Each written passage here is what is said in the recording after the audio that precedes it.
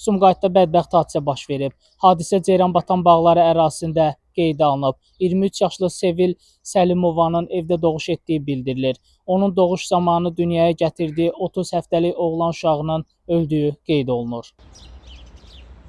27.05.2025-ci il tarixində saat 05:20 radələrində Ceyranbatan qəsəbəsindən təcili tibbi yardım xidmətinə çağırış daxil olub. Çağırış əsasında saat 05:30 radələrində ünvana təcili tibbi yardım briqadası cəlb edilib. Hadisə yerində 2002-ci il təvəllüdlü şəxsin vaxtından əvvəl doğuş keçirdiyi müəyyən edilib, ölün həyat əlamətləri müşahidə edilməyib və ölü doğuş halı qeydə alınıb. Sahı qadın Sumqayıt Tibb Mərkəzinin nəzdindəki perinatal mərkəzin təcili yardım şöbəsinə hospitalizasiya olunub. Zəruri tibbi xidmətlər göstərilən pasiyent stasionar tibbi xidmətdən imtina edərək evə buraxılıb.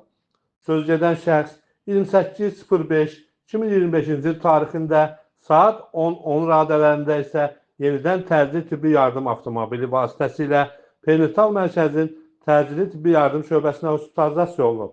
Hazırda müvafiq şöbədə müalicəsi davam etdirilir. Vəziyyəti orta ağırdır.